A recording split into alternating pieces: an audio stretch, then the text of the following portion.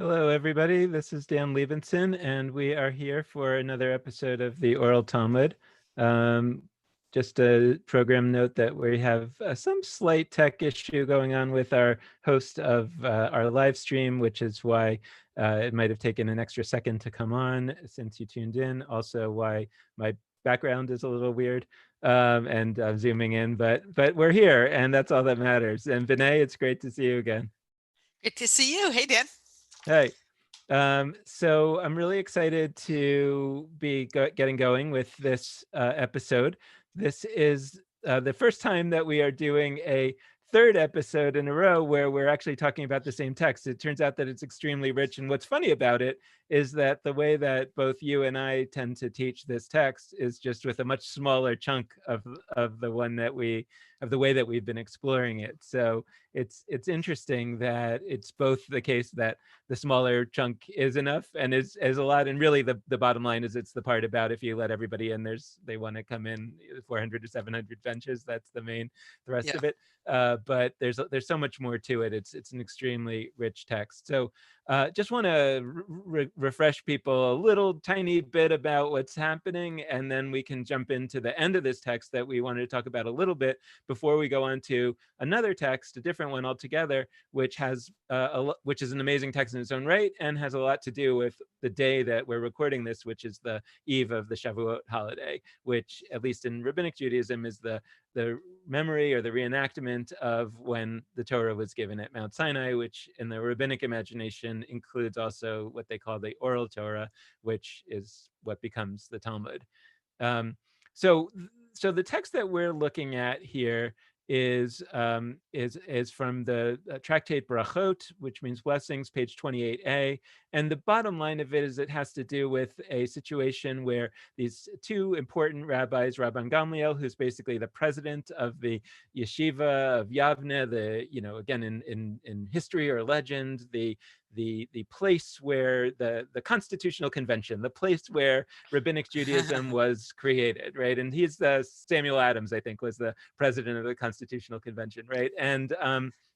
And the other guy is Rabbi Joshua, who was kind of the more progressive voice, maybe James Madison. I don't know. The kind of really representative of the strong progressive voice in that world. And they have a fight about something, not critical what it's about. And Rabban Gamliel is kind of mean to Rabbi Joshua, and everybody rebels against him and throws him out of office. And in the ensuing situation where he's thrown out of office, they remove the guards from the gates, is what they say. Meaning, we talked about this, that it's kind of like they remove the admissions requirements to Yavne, to this again, now I'm mixing metaphors, but this university, this place of study, anybody can come in, and it turns out that anybody wants to come in. That it's not like, and then a few people trickled in. It's then they debate about whether they had to add 400 benches or 700 benches. But a lot of people were out there waiting. And by the way, the admissions criteria that Rabban Gamliel had was that the students at Yavne their inside should look like their outside, whatever that means exactly. We talked about modern analogies of whether, would that look like sexual orientation, that, if they really want to know if your sexual orientation is what we expect is the right thing, and even if you look a certain way, they want to ask you probing questions about your, insides, whatever those criteria might be. Do you really believe in God?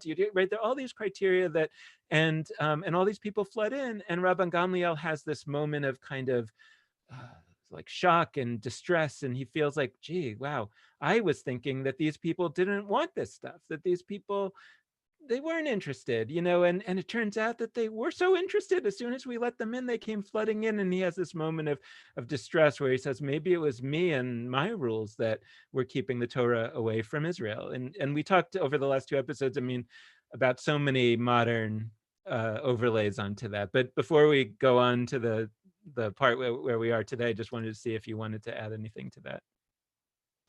Well, I think what's coming up for me as you're recounting the story is the fact that this is another of those important snapshot moments of transition between one way of doing things and things here, including, whose Torah, the idea of whose Torah is it, or who gets to play, or who gets to really be in on the conversation of what we think God wants of us.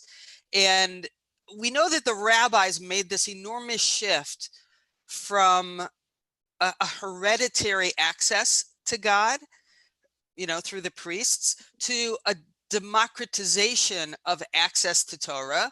But it was really only a theoretical democratization, and it was a theoretical and partial, or partially lived out democratization, because you didn't have to be born into the priestly class to come into the Beit Midrash to really hear God's voice and decide what God was really saying.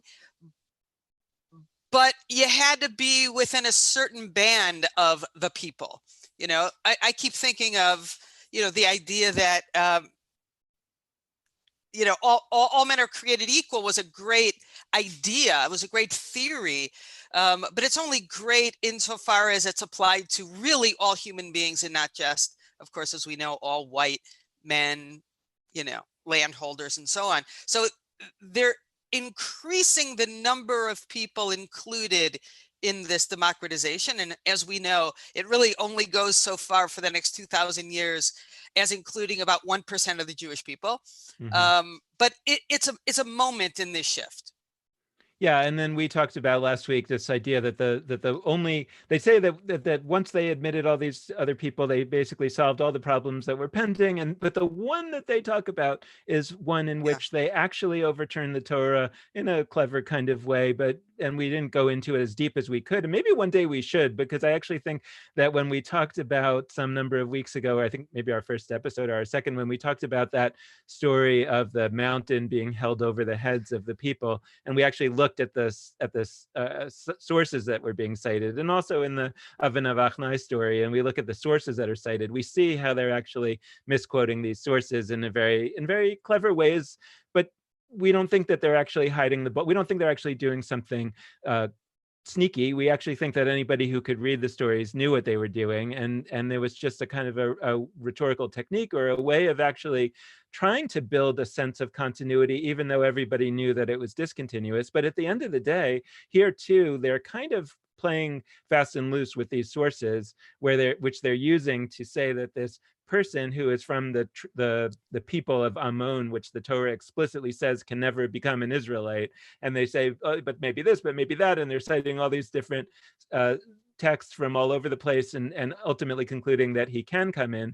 So what they're basically saying is that once you let everybody in, the very next thing they do is sort of overturn the Torah. That's at least my read. You know what? Something just clicked for me that you'd brought up last week, but now I'm finally getting it. The fact that just before this dispute, they say every halacha that was teluya, every unfigured out, hanging, undeciphered, every problem we had was solved. And then all of a sudden they come in with this dispute of a problem that's not solved. And I just, it's funny and it's interesting. And I just realized that this piece that academic scholars of Talmud believe was imported from some other place in the Talmud, and is added here to construct this particular story. So it's making me, and that makes sense if in fact, they solved all the problems. The original story probably wouldn't then have had a problem for them to solve.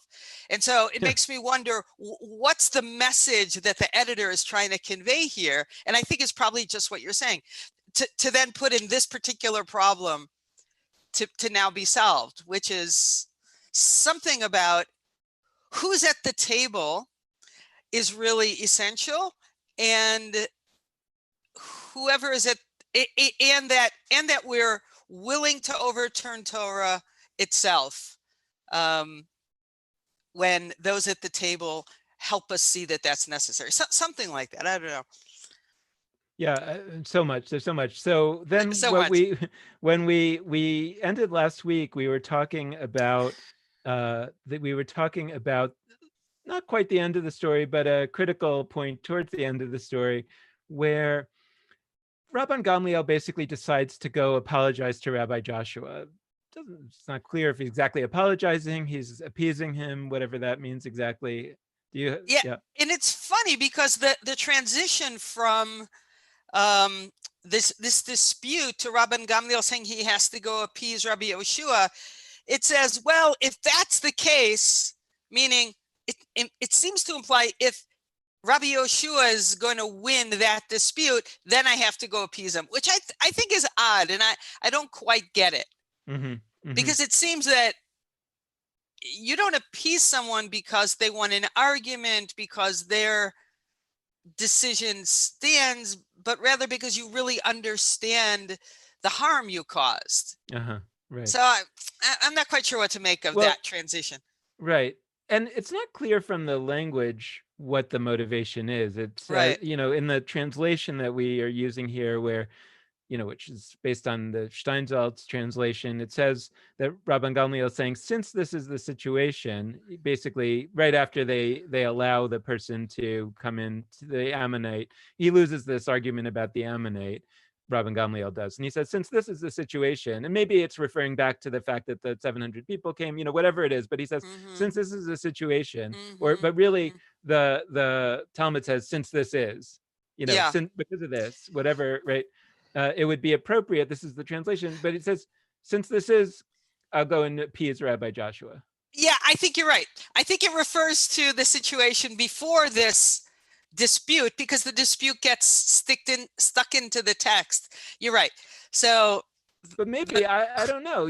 Like, it's a good question, right? I mean, what's the exact motivation? But it's also like, remember that from the perspective of Rabban Gamliel, he's out of his job. I mean, he's now just one of the rabbis, and so, like, what's going on here exactly? Is he trying to get his old job back? Does he think is like what he sees here, that Rabbi Joshua has more power than him, basically, the power to command the people, right? The people defended Rabbi Joshua, not Rabban Gamliel. He's kind of a leader who's leading by perhaps his sort of right. I mean, he descends from this family of Hillel, so this important family, or maybe some other source of power, but not from the sort of adoration of the people. The people adore Rabbi Joshua. They talk earlier that they can't take Rabbi Joshua to take the position of Rabban Gamliel because he was a party to the dispute, but really maybe, they're kind of saying, like, he's really, like, he didn't get the support of the people. And is he saying, well, the only way for me to get my old job back is to go back to Rabbi Joshua and try to appease him so that I'll get my job back? That's actually what happens. Yeah, I don't. Or is his motivation something else? Yeah, now that I'm realizing that this moment probably occurs right after Rabban Gamliel realizes what he's done and sees all the students come and all the problems solved, he realizes that that's the harm he had caused, his appeasing dream notwithstanding. And I think now I don't think he's looking for his job back. I think he's really he's trying to express his regret for having withheld Torah from the people. But you're right. It's funny. I mean, to Rabbi Yoshua's.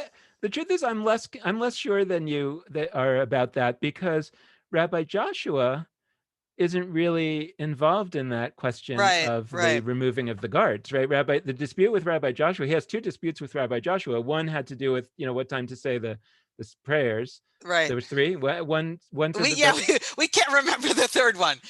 It was what time to say the prayers. It was on what day is Yom Kippur. But that was an old one. I mean, but no, but I meant in this particular interaction. No, that was the only one in this interaction. No, but also the one about the Ammonite convert. You're saying that the scholars say that was brought in from somewhere else, but let's at least accept it on the level of the story. Okay. He's got two disputes with Rabbi Joshua here, neither of which has to do with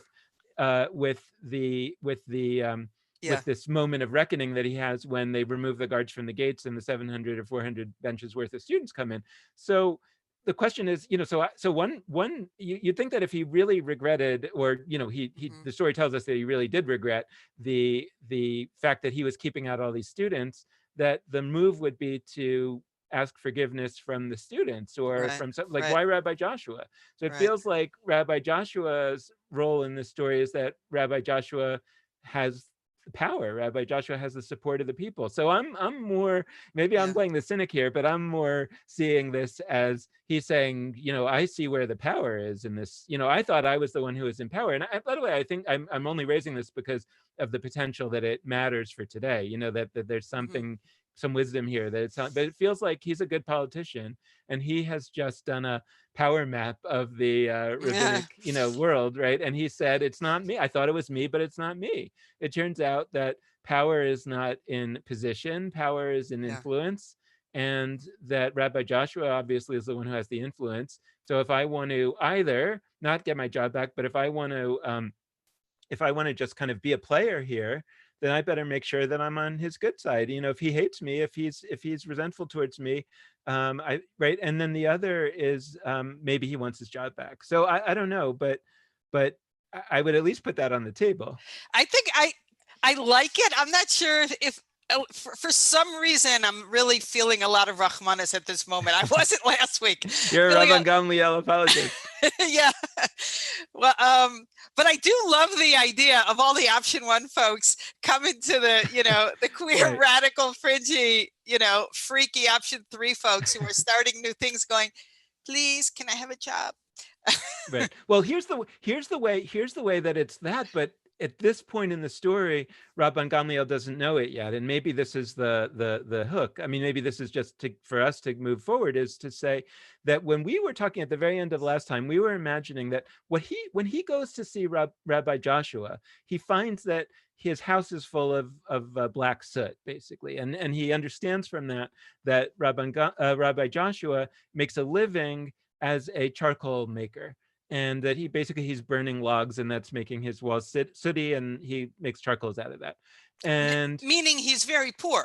he's very poor, and it's like A hard it's an life. unpleasant work, Yeah. right? It's kind of like working in the coal mines, like it's bad for your lungs, and it's not a pleasant job. Right. And he says, and what I thought, what we were talking about last time about that, was that in a way he's seeing that Rabbi Joshua's insides are not like his outsides, right? He's seeing that he thought of Rabbi Joshua as this man who was presenting himself as kind of a brilliant rabbi, as his outer appearance was that he was one of us, and it turns out that he's this poor person who I would have looked down upon, and he is actually, I mean, he's actually dirty. When he goes home, he's dirty. He must clean Yeah. himself up to get to the yeshiva, whatever. And somehow we were talking about that was analogous to this dean who doesn't want to allow gay and lesbian students to come into the seminary, all of a sudden comes over to the house of his rival that he respects, and he finds out that he's gay. And that all of a sudden he realizes that it's not only that my policies were keeping out these students, my policies sort of forced this guy into the closet, right? And I actually respect him. And I think we talked about that. The statistics showed that people supported same-sex marriage if you knew somebody who you knew to be gay, or lesbian or queer or otherwise. But what's interesting is that before Rabban Gamliel comes to Rabbi Joshua's house, he doesn't know any of this. So one way, at least literarily, I was thinking about it, is that, okay, the way that it is connected to the point that we've been discussing, the guards at the gates, is that in a way Rabbi Joshua is the ultimate example of those students who were let in because they were not the kind of people that Rabban Gamliel likes, and maybe one day they'll be a Rabbi Joshua. But in terms Right. of the story's details, he doesn't actually know that at this point. So I'm not Right. sure that it fully holds together. And what you're saying is paradoxically the very requirement that for him excluded and disqualified someone now is revealed to be what allows the most gifted. Right. It's a subversion. The someone who's white on the outside and black on the inside as a bad thing is now being subverted, and it's exemplified by Rabbi Yoshua. And that very example of white on the outside, black on the inside, now we realize can mean something totally different and is what actually qualifies someone Right. Right. So, or potentially.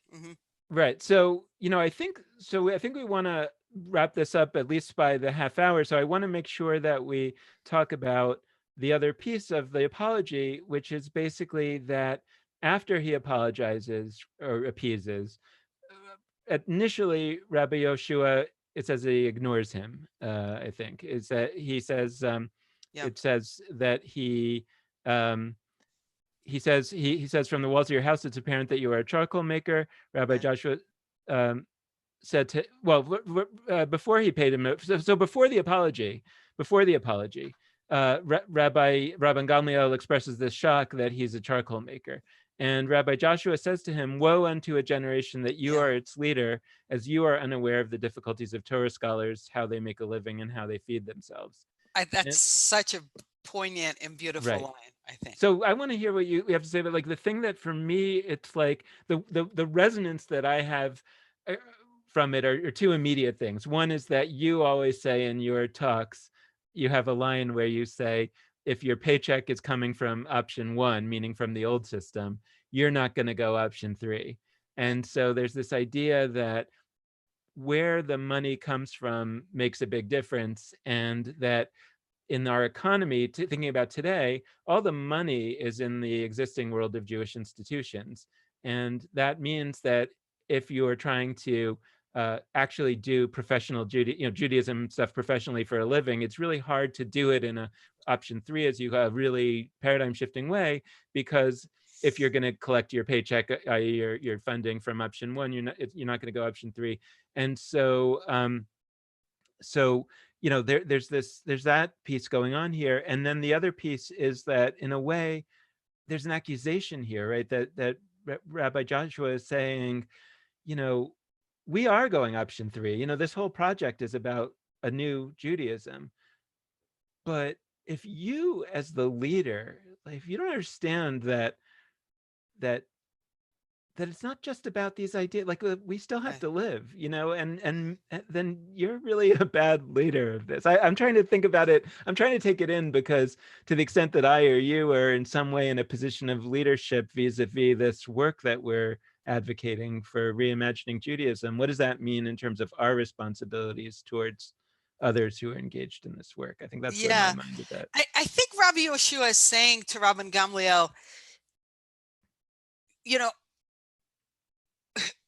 it's like, oh my God, what kind of leader do we have? The leader is supposed to be the person helping everyone else on the team see where the tradition isn't working to make it better, to make the tradition work better. In other words, whose suffering isn't being recognized that needs to be recognized and addressed by the system, and whose suffering is actually being caused by the tradition as we currently have it, and where do we need to fix it? Mm, And I, Rabbi Yoshua, have been your partner in this renewal of Judaism, and you have no idea who I am. You have no idea me. And all the more so must you have no idea who the people are. mm, I've been sitting next to you for years, and you have no idea what my life is like and what challenges and struggles and life situations I have to deal with. mm. And our whole project is to make a tradition that helps people in their, from their lived experience. And, Right. so I No, I think love this. Yeah. that's what the, oh my God, poor us, if we're trying to help the world and trying to make a tradition that speaks better to people's lives, you have no idea what my life is like. Right. I mean, I think it's helpful. I think we should talk about. I mean, I think the sort of economic dimension is really important um, in our present circumstances, but there are also other criteria. I'm just thinking. I'm just like transposing the story onto, all kinds of different realities that a person might encounter, when they come over to somebody's house and they find out that, maybe they're gay, maybe they see pictures on the mantle and they realize that the person is actually of mixed race, or and they didn't realize that, or whatever it might be, and somehow they express shock. And part of the story is like, but wait a second, why are you expressing shock? I mean, it's one thing that you didn't realize, but it's another thing that you're so surprised. I mean, like, isn't this whole endeavor for people like us, right? And it's specifically the people, right? The reason why Rabbi Joshua is a charcoal maker isn't because of the new era.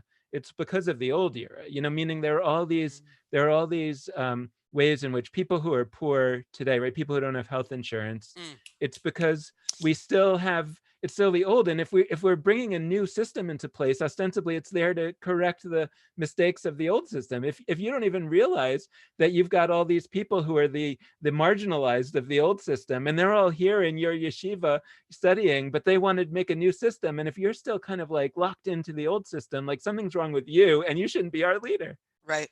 Wow, that's um, beautiful. Yep.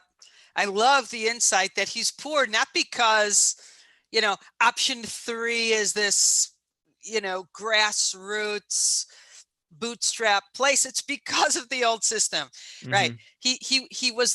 He was in the crumble of the old system. He was one of those on the fringes who understood the inadequacy of the old system. Yeah.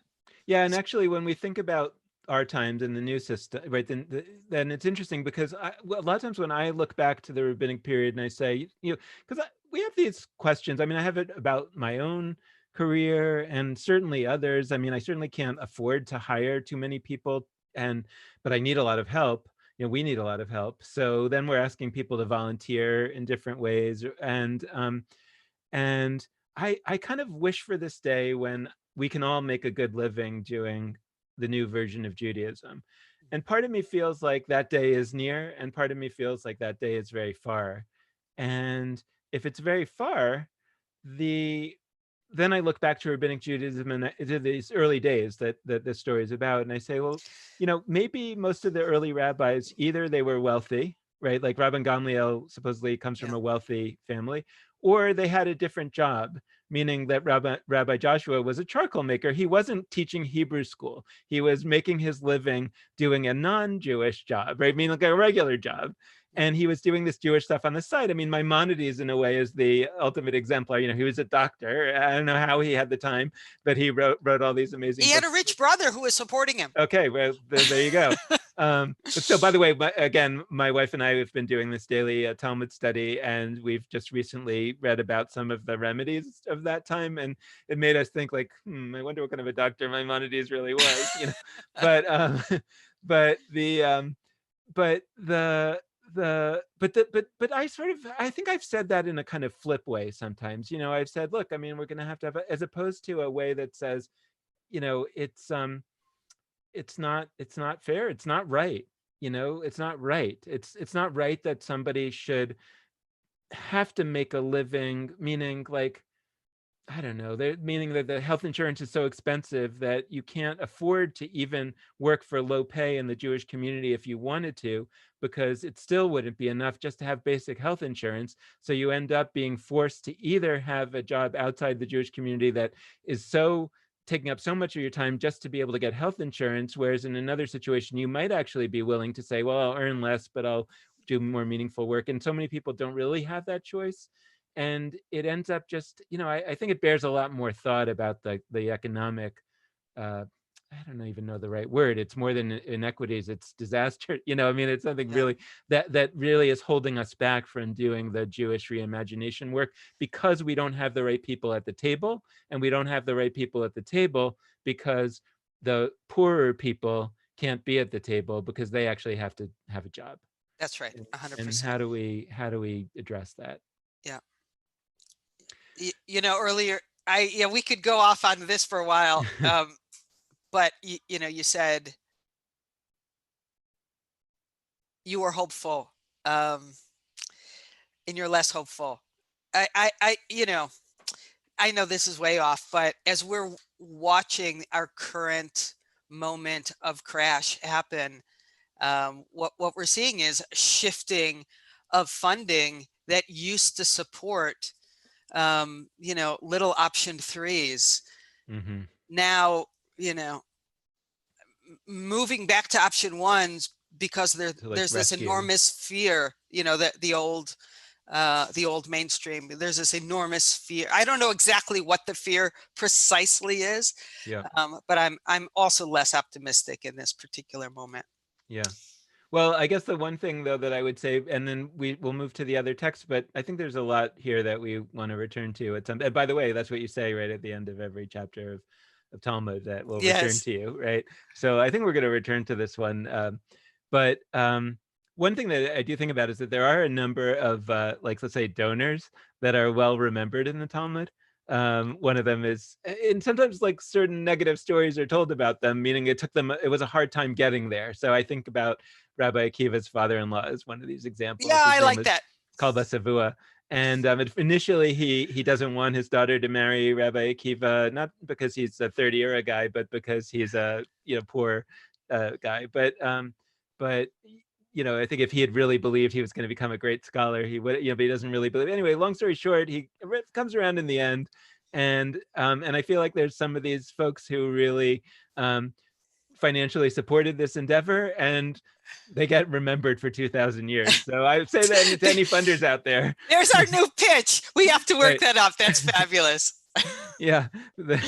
Like, we don't know, right? Who was funding the second temple, or who was funding the attempt to build the third temple, or the new temple in Alexandria, wherever it was. Like, who are those funders? Like, we don't, they're forgotten, There but you go. those early funders of rabbinic Judaism, they did it. That's good. Okay, so let's Okay.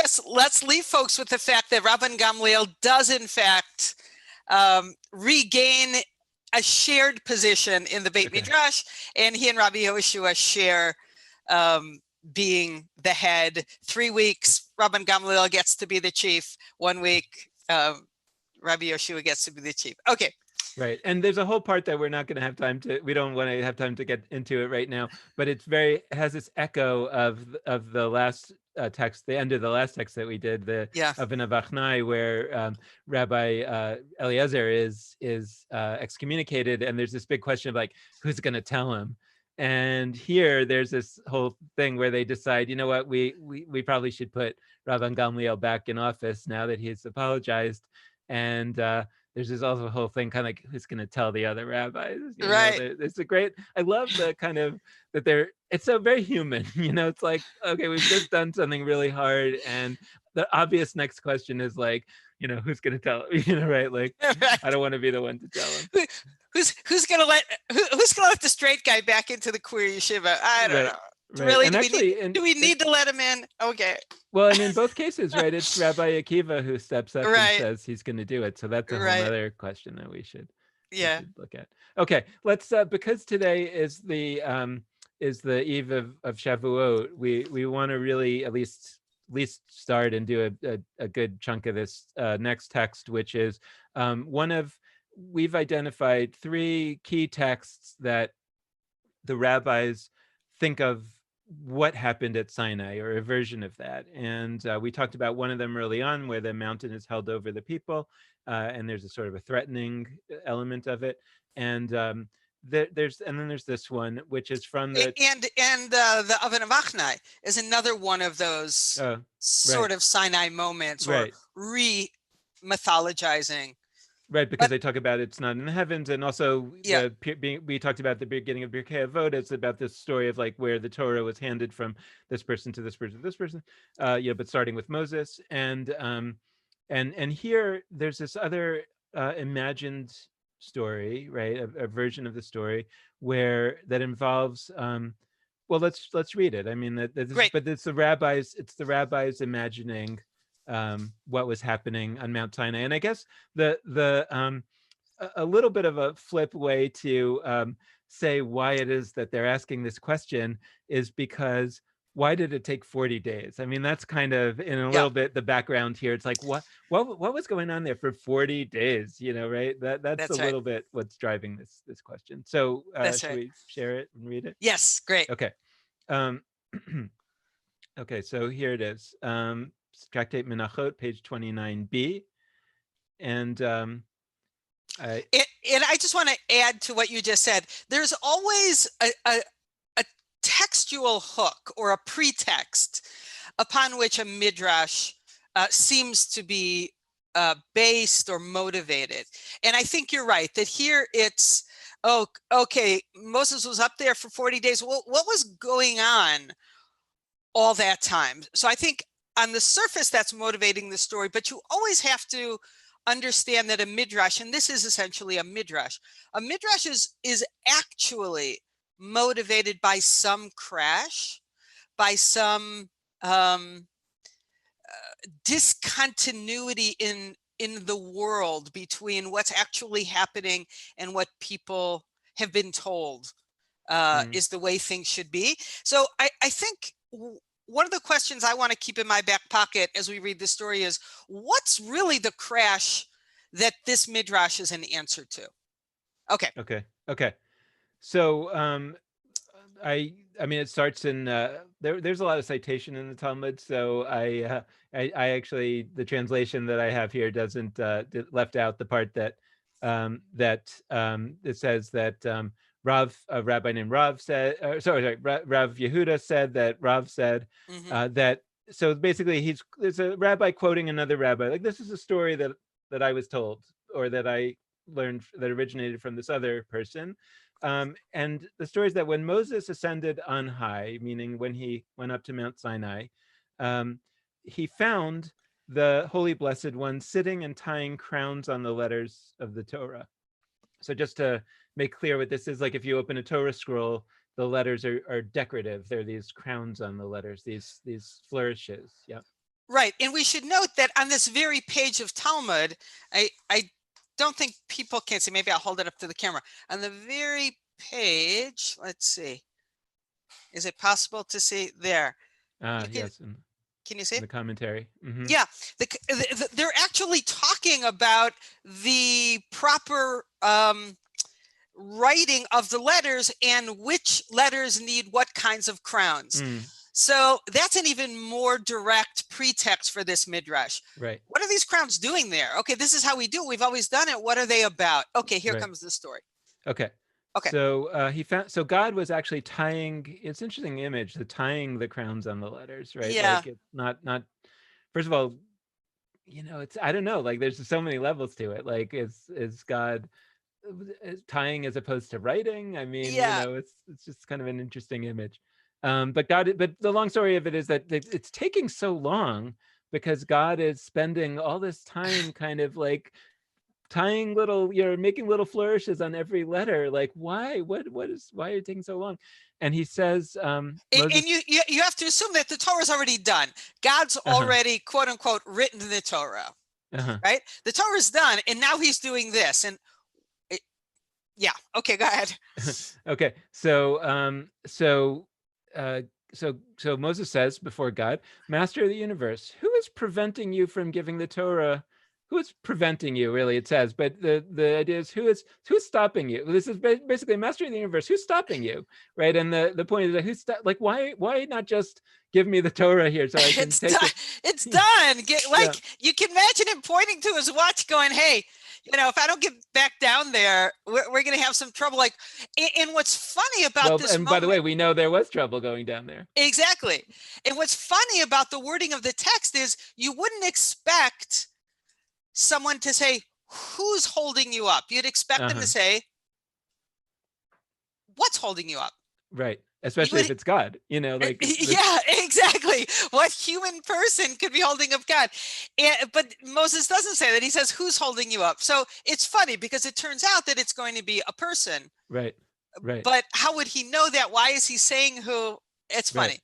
Yeah, it's great. So, okay. So God says, there's a man who is destined to come, destined to be born after several generations, and Akiva ben Yosef is his name. So that's Rabbi Akiva.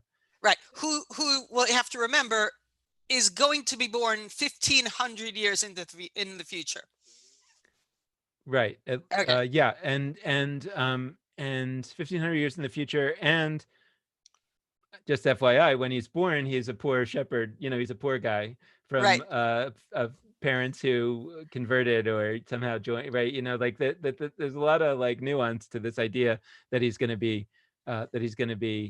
well, I guess the text doesn't actually say born. He just says there's going to be Right. this man Akiva ben Joseph, and he is destined to derive, or his his fate is, or we looking, I'm looking at the Hebrew, that it really just says that he will in the future. It Yeah. doesn't say he's destined. He says that Yeah. his in the future he will derive. It says lidrosh. He will Hmm. do midrash. He will kind of Interpret. interpret. Right. Yeah. He will Or um, draw out. draw out. And actually lidrosh means to inquire, but literally Hmm. it comes from this idea of to inquire. But he's going to make a meaning, is probably the Hmm. best way to say it. He's going to make meaning out of every and here it says every thorn. uh he's going to from every thorn of these crowns, meaning the crowns have like three little flourishes or two, so it's not only like from the fact that this letter has a crown. He's going to take every little piece of these crowns, these decorations on the letters, right, and um he is going to make mounds and mounds of meaning out of this, right? Meaning, like, this is going to be like, you don't understand, like it's not just that he's going to make a few little commentaries about this here and there. He is going to make so many commentaries, so many new laws, so many new interpretations out of these crowns that it's a quantity that you can't even imagine, something like that. Right.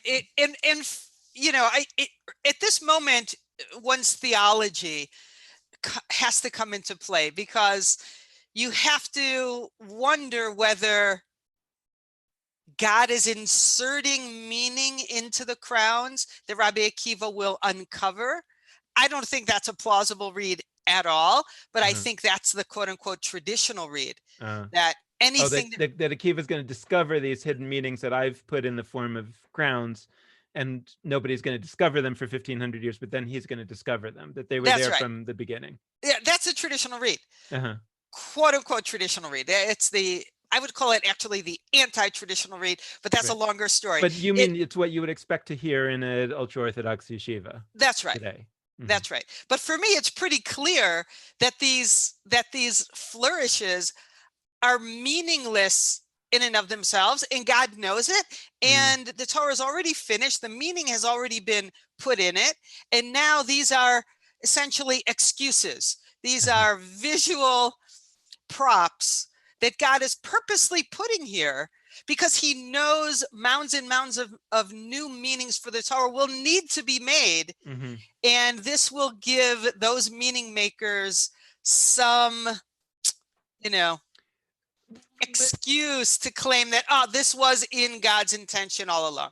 Yeah, no, and that's the part that I think I didn't quite see until you're talking right now. This idea that if I didn't make the crowns, then somebody would come along and say, like you say, you're just making that up, like you're like, that's like the you're, I mean, like we did, I mean, like, meaning that when we looked at some of those texts a few weeks ago, and we said, like, well, it says they're reading, it says follow the majority, and we actually read the text and it says don't follow the majority, like that is, Yeah. as opposed to, he says, yeah, it says don't follow the majority, but if you see here, there's a crown on don't, I don't know if there is or not, but there's a crown on don't, and that means that it's actually the opposite, so it means do, and then it's still a little crazy, but you could be like, oh, well, okay, I mean, like, at least there's a hook for it.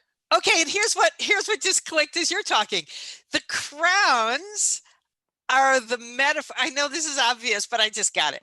The crowns are a metaphor for all of the midrashic rules and techniques that Rabbi Ishmael and Rabbi Akiva and their descendants will then utilize to make the argument that this new radical meaning was actually there all along, because God really gave us these, hints in the Torah, because there's a vav here, there's a vav there, there's this redundancy, there are these 13 for Rabbi Ishmael, and then infinite number for Rabbi Akiva rules for deducing new meaning. Hmm. So that's what the quote unquote crowns are, right? Well, and then in terms of our orientation towards, that we're ultimately saying this is a time for us to do something like this again for the next year of Judaism. I wonder and we should go into the next piece, because I wonder if there's two ways to look at this potentially. One is that this is a later text being written about a guy who lived a long time ago, Rabbi Akiva, and who is obviously this extremely creative person who you could also say, more than creative, he created, like he made a whole new Judaism. And we're trying to justify that by saying he was a singular figure in history that was as great as Moses, basically. And God knew that at Sinai and was just trying to make sure that Akiva, and we trace our lineage back to Akiva. And so we're in this very kosher lineage, but we can't do that kind of thing anymore. Like, we can't interpret the crowns of the letters. That was only Akiva could do that. Another possibility is to read it and to say, if Akiva could do it, why can't I do it? Right? Meaning that that maybe they're saying to us. I mean, again, this is the message in a bottle piece. You should, you're going to need an Akiva one day, or That's right. I and think that's what it's about, for sure. yeah, yeah. I don't know. Like, I mean, I want it to be about that too. Yeah. And I don't know what the original intent was. And I think that both readings are powerful and valuable to us today. But but they are different. I think it's interesting to think about the potential differences among them. I don't know that it makes a difference. I think that that in a sense we may be looking for our Akiva today, and we may be all Akiva today. I don't know. There are all kinds of layers to it. And now, the scholar that you turned me on to, Leon Cass at the University of Chicago, comes to mind. When he talks about the power of stories from your tradition being not that they tell you what happened, but that they tell you what always happens. And I just can't believe that the Talmud is here to tell us what happened. I think it's here to tell us what always happens. And if they needed an Akiva to make mounds and mounds of meaning at a time when the Torah, as Moses received it, wasn't working well, that has to be more than what happened. It has to be what always happens when there is a crash. So, yeah, I think it's the latter. But okay. I mean, I wanted to be the latter. But that's precisely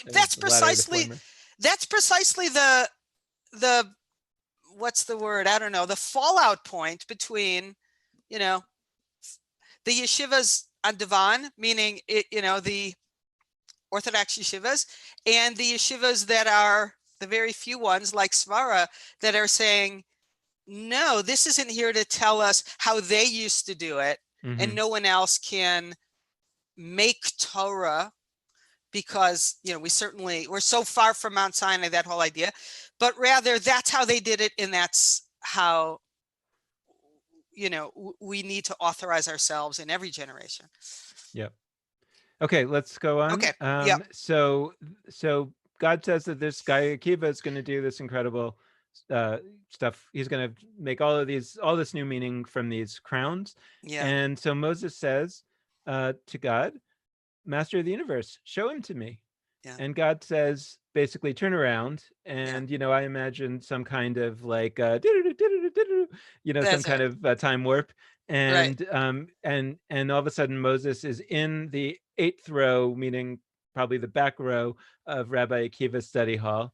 And he didn't understand what they were saying, is what the Talmud says.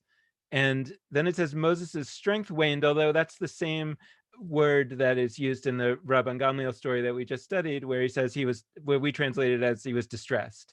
And so it's just basically describing some kind of like physical distress, some deep physical distress, right? Or emotional distress. Like it's like at a medical level, I would say. Yeah. The phrase came to me as you were talking, that it's like the blood drained from his face. He had such a visceral reaction of despair and shock, and he was so distraught that he had this physical weakening. Yes. So I think we have to ask, so what was his reaction to? Right? He had no idea what was going on. Obviously they're talking Torah. This is a yeshiva, right? Right. Right. And they're talking quote unquote Torah, but Torah is now completely unrecognizable Right. to Moshe. Right. He does. Yeah. And this would be true of pretty much anybody from a past time in Jewish history that came forward enough time. And I was just thinking about like, what was I just thinking about this morning? I'm trying to remember like who my example. But I was just imagining somebody coming to our.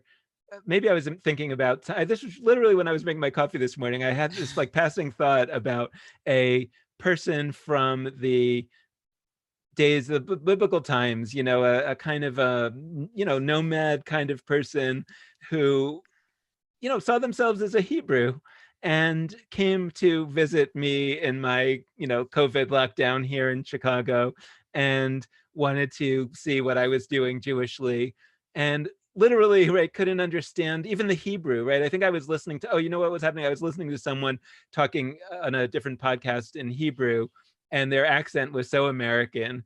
And I was like, this person wouldn't understand a single word. Like, they wouldn't know this is Hebrew. If you think about how Arabic sounds to our ear, that's Yeah, probably how ancient Hebrew sounded, something like that.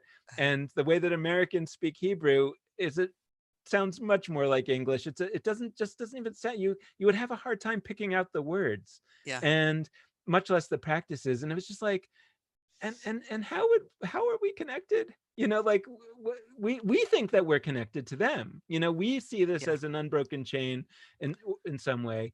But I think that anybody coming forward seeing it would be like, this is bizarre, this is crazy, how yeah, could this possibly, because yeah. they skipped the whole chain, right? Yeah, and I think you put your finger precisely on what is about to comfort Moshe. So read this Uh-huh. next line, Okay. because it's the directionality that I now see. Uh-huh. It's precisely the hard thing to understand. Okay, so read the next line. Okay, so the next line is that Moses blood drained from him, right? And Yeah. when Rabbi Akiva arrived at the discussion of one matter, his student said to him, "My teacher, where did you derive this? Like, where did you get this law from, or this idea from?" And Rabbi Akiva says, "It's a law transmitted to Moses at Sinai."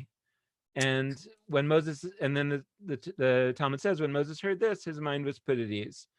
Okay. So, yeah. Yeah. So the student is asking for the source, right? It's a Mm-hmm. technical question. What's your source? Mm-hmm. Like, where exactly did this come from? And when sorry, my daughter is singing. Um, We and can't hear it. okay. And Rabbi Akiva says, "Oh, it's straight from God to Moses." And Moses is like, "I have no idea what y'all are talking about, but now I get that you see yourselves as connected to me." Uh-huh. So, what you were saying, I think, really names the realization that comforts Uh-huh. Moshe, because it's always like I've never been totally clear about why he feels better. He still doesn't know what they're talking about, but Right. once he realizes they think Right. that they're in an unbroken chain, Right. that alone is what makes him feel better, Right. right? Right. Huh. Yeah, I hadn't seen that before too. I mean, I hadn't made the connection to this text, but that does sound that sounds right. That this idea that we see the connections in the backward looking directions. In fact, we see Right. them because we created them. Yeah. I've always said, like, jokingly but not jokingly, that I just don't understand why American Judaism is so allergic to a Christmas tree, right? The way that Judaism works is that everybody would have a Christmas tree, and then we would tell a story where the Maccabees planted a tree outside the temple, and that's why we have a tree for Hanukkah, and it would be like no problem, and then we Right. just decorated it with like Jewish decorations, and that's every Jewish practice is like that. And so when you're looking backward, especially a generation after that practice was imported, you don't see the importation anymore, because you've now inherited the false story of the long connection, and you just kind of see this straight line to Moses, or to Abraham, or wherever. Yeah.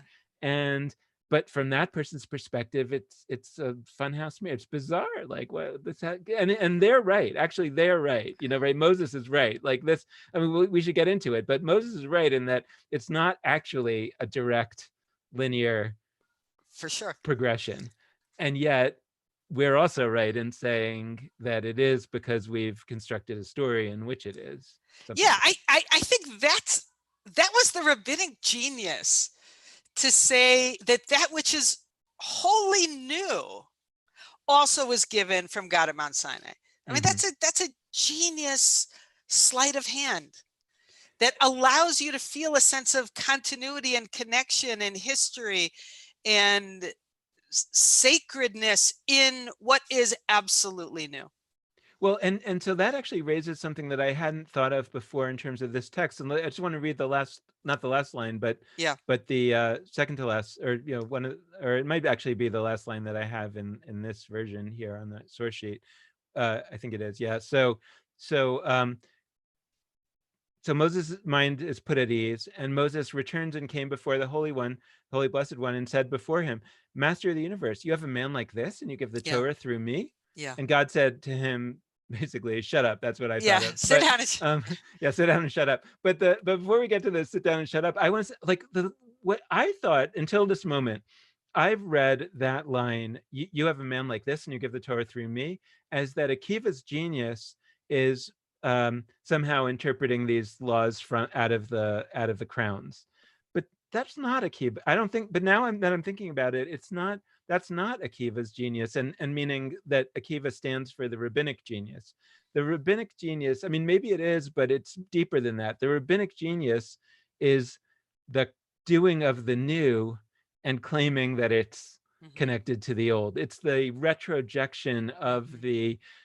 of the reasoning into some hook, some traditional hook. And by the way, it's interesting that to say the word hook, because really that's one way that we might interpret the word that means the tips of the crowns. Mhm. The Mhm. that he's Yeah. gonna use every point, but or every hook as a hook. Actually, right? It's great. Like he's gonna Yeah, it use is. the It hook as a is. hook, right? Right. But he but the but that's the genius, and that actually I think is a more legitimate reason for Moses to say, I'm just kind of like a dumb, transmitter, Yeah. like you're just telling God, you're telling me, and I'm telling the people, and I'm not really contributing anything to this. Whereas Akiva and the rabbis, like they're geniuses because they're making this whole thing up, and then they're finding a way to connect it to your word, and they truly believe it, and and that's amazing, and that is a worthier people.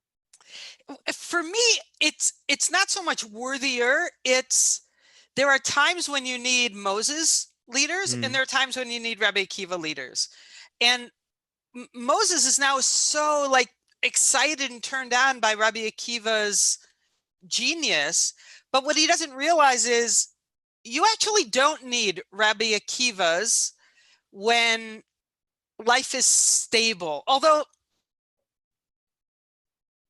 I don't know, some I don't know.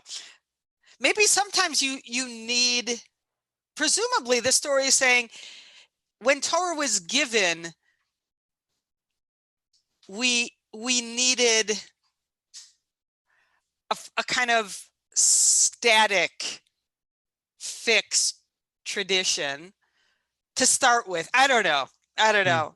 My mind is now questioning how I always understood this, which mm, was Moses was the right leader for the time. mm. Um, on the other hand, it was a moment of upheaval. So why didn't we also need Rabbi Akiva's then? I don't Well, know. let's put this maybe into Yitz Greenberg's theology, and then I think that's maybe a good place to pause and then come back to it, because I forget if we've talked about it on this show, but I've always been like really inspired by Rabbi Yitz Greenberg's theology, since I heard it for the first time, and he's in many ways the originator of this idea that we're on the precipice of a new era in Jewish history. He calls it the third era, but he says that in each era, God is differently present in the world. And in the first era, God is immanent, God lives among us, and we literally feed God with the sacrifices or with the odor of the sacrifice. And he's much more engaged with us in a kind of bodily way, sort of. And in the second era, the rabbinic era, God kind of withdraws from the world in a kind of a presence sense. And Yitz talks about how, in other ways, God actually comes closer to us, but God withdraws from a day-to-day kind of sense, and that leaves more responsibility on human shoulders. And so you need a greater number of humans to shoulder that responsibility. And maybe we should add to that you need a greater amount of human agency to supplement that responsibility. So in the first era, or before the first era, Moses is the figure before the first era, the transition from the pre-biblical era, that, well, God is right here, so God can just tell Moses. And so Moses doesn't need to be a Rabbi Akiva because we have God. And then in the second era, though, God has removed God's self, so we need more people. So we don't have one Moses, we have a team of rabbis. And not only, but they can't hear God anymore, so they have to use their svara, maybe their moral intuition, or at least their reason, and they have to figure out what to do. And they come up, and among the things that they figure out what to do is this genius way of connecting their innovations to God's word, or to Moses's word, right? And the question then arises for us on the transition to the third era, right, where Yitz Greenberg talks about God withdrawing even further. And that might mean that even we replace the sacrifices with prayer, and now prayer needs to be replaced with something else because prayer is not effective because God is withdrawn even further. And so really the maximum amount of God's responsibility is on human shoulders. So we need an even larger group of humans to shoulder that. And ostensibly, we're going to need an even cleverer group of humans, right? They're going to have to be even more than Rabbi Akiva. And so the way that I think about this text now from this perspective is that I think it brings together the two things that I asked about earlier. It's not only that it may be that there was a singular Rabbi Akiva for the transition to the second era, but in the transition to the third era, there wouldn't be a singular Rabbi Akiva, because the whole idea is that the numbers expand. So we had 0 in the first era, 1 in the second era, and now more than 1 in the third era, right? I And love that. also we have this larger expanded group. So it was the single Moses in the first era, the small group of rabbis in the second era, a much larger group of someone else in the third era. Maybe not everybody in that larger group is in the Akiva team. They're the really creative, super out there creative types. That might be still a kind of a vanguard, but it's not one guy. And it is where we really can say, just as Akiva did this incredible creation and also this incredible tying. It's interesting about the tying of the Yeah. crowns and the tying Yeah. back to the right, Right. and all the more so will we need that in our time, something like that. I love it. It's fabulous. I know we're out of time. Maybe next time before we start a new text, we'll just give Yeah. the postscript Yes. to this. Yes. We absolutely should. Yeah. Yeah. All right. Well, for anybody that's watching or that will watch this later today and that wants to hear a little bit more discussion, maybe we'll actually amplify some of this too at 6 o'clock Eastern time, 5 o'clock Central time, and that's 3 o'clock Pacific time. And the one thing is that we're going to be having a Shavuot event on Jewish Live, and the interesting thing is there's going to be people from 5 continents presenting and also there. So the whole time zone thing, it's not even clear what to say about it. But we, the two of us and Lex, my co-host on Judaism Unbound, we're going to have an hour conversation that's going to be at 6 p.m. Eastern time. And we're going to talk about this text and other Sinai rabbinic texts that take place at Sinai as part of that session. So we hope to see you there. Great. See you tonight. All right. See you tonight, B'nai. Okay. Bye. Bye.